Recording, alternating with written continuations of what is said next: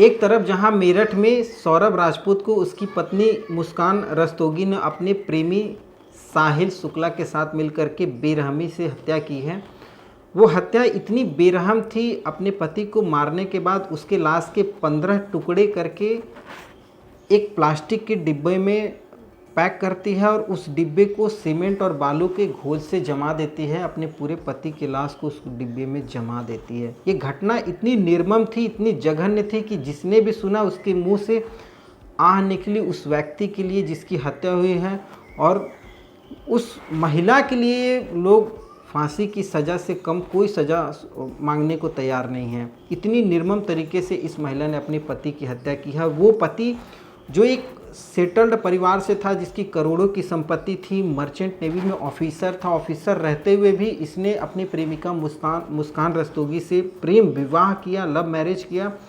परिवार के खिलाफ जा कर के परिवार के संपत्ति से बेदखल हुआ, माँ बाप छूट गए, सारे रिश्ते नाते टूट गए। उसके बावजूद भी वो अपनी पत्नी को हमेशा खुशियाँ कैसे दिया जाए वो सब सारी चीज़ों के लिए जतन करता रहा। लंदन में भी रहा, लंदन की बेकरी दुकान में काम किया, और अपनी बेटी के जब जन्मदिन पर आया खुशियाँ सेलिब्रेट करने, तो वो पत्नी अपने पति को नशीली दवा खिला करके उसकी बेरहमी से हत्या कर देती है। ये घटना सुन करके जहाँ देश स्तब्ध है, शून्य है, किसी को कुछ समझ में नहीं आ रहा है कि आखिर लड़कियां चाहते क्या। एक वेल सेटल्ड लड़के को छोड़ करके एक नशीला व्यक्ति साहिल शुक्ला, उसके पीछे वो लड़की जा रही है जहां उसका कोई भविष्य नहीं है, एक अपनी 6 साल की बेटी और एक पति को छोड़ करके। कई ऐसे सवाल हैं जो भविष्य में और वर्तमान में ढूंढने की कोशिश की जा रही है। उसी बीच एक और घटना जो कि राजस्थान के जयपुर से निकल करके सामने आई है। ये घटना भी अपने आप में काफ़ी कुछ सोचने को, काफ़ी कुछ जानने को मजबूर कर देती है कि आखिर हमारा समाज जा कहाँ रहा है। लोग अपने उस प्रेमी के लिए, अपने पति को, अपने परिवार को मारने के लिए उतारू हो चुके हैं, जहाँ पर उनका कोई भविष्य नहीं है उस प्रेमी के साथ। एक बात ये तक समझ में आती है कि ठीक है, अभी नौजवान लड़के लड़कियां हैं, शादी नहीं हुई हैं, तो वो घर से भाग गए हैं या शादी कर लिए, ये चीज़ें समझ में आती हैं। लेकिन एक पत्नी जिसकी एक सेटल्ड फैमिली है, एक सेटल्ड परिवार है, और वो अपने पति को धोखा देना तो छोड़ दीजिए, पति की हत्या कर देती है और अपने प्रेमी के साथ भागने की कोशिश करती है, और उन्हें ये चीज़ का एहसास नहीं होता है कि हर जुर्म का अंत सलाखों के पीछे ही होता है। कानून का हाथ हमेशा जुर्म से लंबा होता है, और आप कितनी भी बड़ा से बड़ा गुनाह कर लीजिए, एक न एक दिन आपको सज़ा ज़रूर मिलती है, और वो सज़ा आपको पूरी ज़िंदगी भर भोगना पड़ता है। खैर, ये सब सारी चीज़ें अगर लोगों को समझ में आ जाएँ तो हो सकता है कि दुनिया से जुर्म का नामो निशान मिट जाए। ये जो पूरी घटना है, ये घटना है जयपुर के रिंग रोड के नेवटा पुलिया के पास। भैरव जी महाराज का मंदिर है, पास में एक जंगल है। उस जंगल में 2 व्यक्ति एक लाश को जला रहे हैं, एक महिला और एक पुरुष। अचानक एक कार जो थी उस रास्ते से गुजर रही थी, तो जब कार गुजरती है तो जो 2 व्यक्ति लाश को जला रहे थे वो वहाँ से उस लाश को छोड़ करके भाग जाते हैं। लाश आधी जली थी। धीरे धीरे उस वहाँ पर काफ़ी लोग एकत्रित होने लग जाते हैं। कार से जो व्यक्ति जा रहा था वो भी उतरा। शक होता है कि यार भाग रहे हैं मुझको देख करके, तो वो भी उतर जाता है। लोग जुटने लग जाते हैं, हल्ला होता है, पुलिस को सूचना दी जाती है, पुलिस भी पहुंच जाती है, और पुलिस जो देखती है तो वो पुलिस भी समझ नहीं पाती है कि आखिर ये किस व्यक्ति की लाश है, कौन इसको यहाँ पर मारा है, किसने इसको जलाया है। बहुत सारे ऐसे सवाल थे, क्यों मारा गया, कब मारा गया, बहुत ऐसे सवाल थे जो पुलिस को ढूंढने थे। पुलिस अपने तरीके से पूरी कोशिश करती है, वहाँ पर जितने भी चश्मदीद से सबकी गवाही होती है, लेकिन पुलिस को कोई सुराग नहीं मिलता है। अब पुलिस अपनी एक पूरी टीम निर्धारित करती है, जिसमें एडिशनल डीसीपी साउथ के ललित कुमार शर्मा, उनकी टीम गठित होती है। उस टीम में कई बड़े बड़े अधिकारी होते हैं। इन लोगों को जिम्मा दिया जाता है कि अब उस कातिल तक पहुंचा जाए जिसने इसे मारा है। तो अब पुलिस एक तरफ शिनाख्त जब लाश की करवाती है, तो पुलिस को पता लगता है कि ये जो मरने वाला व्यक्ति है ये धन्ना लाल सैनी है। इस व्यक्ति की मौत हुई है। और ये कैसे पता लगता है? ये पता लगता है जो मारने वाला व्यक्ति है वो एक छोटी सी गलती कर देता है। कहते हैं ना कि आप कितना भी जुर्म में शातिर हो, एक न एक सुराग या एक न एक साक्ष्य आप जरूर छोड़ देते हो, और वही होता है। होता ऐसा है कि जब वो महिला जिसने अपने पति को मारा है, जिसके लिए मारा है, अपने बॉयफ्रेंड के साथ एक बाइक पर बैठ करके एक बाज़ार से अपने पति की लाश को एक बोरे में ले करके जा रही होती है। बस ये एक सीसीटीवी फुटेज में ये घटना कैप्चर हो जाती है। ये घटना कैप्चर होती है और पुलिस कई सारे सब सीसीटीवी फुटेज निकालती है, तो उसमें ये साक्ष्य पुलिस को मिल जाता है और इस घटना के आधार पर पुलिस उस नंबर को पकड़ती है और उस व्यक्ति तक पहुंचती है जिसने इस घटना को अंजाम दिया है और किसे मारा गया है। ये पूरी घटना जब निकल करके सामने आती है तब लोगों को समझ में आता है कि वो मामला तो यहाँ पर बहुत संगीन है। मामला प्रेम संबंध का है और प्रेम संबंध में, अवैध संबंध में अपने पति को ही जान से मार दिया गया है। ये पूरी घटना क्या है, आज इस कहानी के माध्यम से हम लोग जानने की कोशिश करेंगे। नमस्कार, मैं सत्या सिंह और आप देख रहे हैं द बुड़बक मंच। दरअसल ये जो पूरी सच्ची घटना है, ये घटना है जयपुर के रिंग रोड की नेवटा पुलिया के पास की। दो व्यक्ति हैं, एक महिला और एक पुरुष। महिला का नाम है गोपाली देवी, जिसकी उम्र है 42 वर्ष। वो अपने प्रेमी कहें, बॉयफ्रेंड दीनदयाल जिसकी जयपुर में श्याम फैशन के नाम से दुकान है और दीनदयाल की उम्र है 30 वर्ष और उस महिला की उम्र है गोपाली देवी की 42 वर्ष। ये दोनों आपस में प्रेमी प्रेमिका हैं। ये दोनों अपने पति को मार करके उस रिंग रोड के पास जंगल में लाश को जला रहे थे। तभी वहाँ पर एक कार गुजरती है और कार को देख करके ये भागने लगते हैं।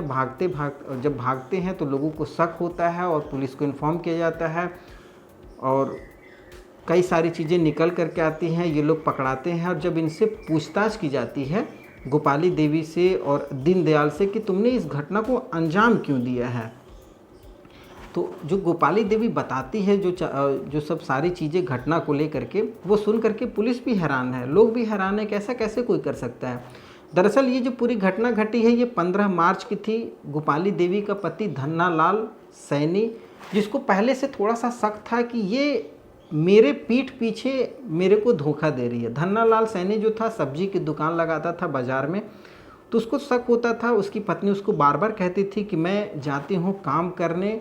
अब वो काम किसके यहाँ करती है ये कभी नहीं बताती थी, लेकिन इसके पति को शक था कि इसका ज़रूर किसी न किसी से अवैध संबंध है। और वो कई बार मोहल्ले में और आस पड़ोस के लोगों से भी सुन चुका था कि ये आप तुम्हारी पत्नी का किसी आदमी के साथ चक्कर चल रहा और उसका आना जाना है। तुम्हारी पत्नी उसके यहाँ पर जाती है, काम करती है और उसका यहाँ पर दुकान है श्याम फैशन के नाम से। तो ये सब चीज़ें धन्नालाल को पता थी। तो एक दिन वो इन सुनी सुनाई बातों पर यकीन न करते हुए खुद अपनी आंखों से देखना चाहता था, रंगे हाथ पकड़ना चाहता था। इसी बीच वो 15 मार्च को श्याम फैशन, जो कि दीनदयाल की दुकान है जयपुर में, उस दुकान पर पहुंच जाता है। तो वहाँ पर जैसे ही वो दुकान पर पहुंचता है तो वहाँ पर उसकी पत्नी गोपाली देवी पहले से ही मौजूद थी उस दुकान में और उन दोनों के बीच, गोपाली देवी और दीनदयाल के बीच में अवैध संबंध बन रहे थे। ये दोनों प्रेमी प्रेमिकाओं के बीच अवैध संबंध बन रहे थे। कुछ ऐसा आपत्तिजनक नज़ारा था जो देख करके गोपाली देवी का पति धन्नालाल सैनी गुस्सा हो जाता है, आग बबूला हो जाता है। उसको कुछ समझ में नहीं आता है कि मेरी पत्नी मेरे पीठ पीछे इतना बड़ा धोखा दे रही है, इतना मतलब घिनौना काम कर रही है और इसकी उम्र 42 साल है, इसके बाल बच्चे हैं, बेटी बेटियां हैं और ये मुझे धोखा दे रही है। वो आग बबूला हो जाता है। अब ये चीज़ जैसे ही गोपाली देवी को महसूस होता है कि अगर यार के साथ रहना है तो पति को रास्ते से हटाना पड़ेगा, ठिकाना लगाना पड़ेगा, तो वो अपने पति को बहला फुसला करके दूसरी दुकान के ऊपरी तल्ले पे लेकर के चली जाती है। श्याम फैशन के बगल में एक और दुकान थी, उस दुकान के दूसरे तल्ले पर लेकर के जाती है और वहाँ पर गोपाली देवी अपने प्रेमी दीनदयाल के साथ मौजूद हो जाती है और धन्नालाल भी वहाँ पर मौजूद था। ये तीनों लोग थे। तभी अचानक से पीछे से धन्नालाल पर गोपाली देवी और दीनदयाल मिलकर के लोहे का पाइप से उसके सर पर वार कर देते हैं। वार करते ही, काफ़ी जोर की वार थी, वार करते ही धन्नालाल सैनी बेहोश हो जाता है। बेहोश क्या, लगभग समझ लीजिए कि वो मर ही जाता है। अब ये लोग यहाँ पर घबराते नहीं हैं, छोड़ के भागते नहीं हैं। इन लोगों की हिम्मत देखिए, दुकान से एक बोरे का कट्टा निकालते हैं जिसमें कपड़ा वगैरह आता है तो उस कट्टे में इस पूरे लाश को दीपाली देवी अपने पति धन्ना लाल की लाश को पैक करती है और अच्छे तरीके से सी करके पैक कर देती है। पैक करने के बाद इन लोगों की हिम्मत थी, ये दोपहर का समय है, भरी बाज़ार, पूरी लोग आना जाना पूरे बाज़ार में लगा हुआ, और ये बाज़ार में एक बाइक में दीनदयाल के साथ बैठती है, अपने पति की लाश को उस बाइक के बीचों बीच रख करके पकड़ करके बैठ करके, और ये निकल जाती है इस लाश को ठिकाने लगाने।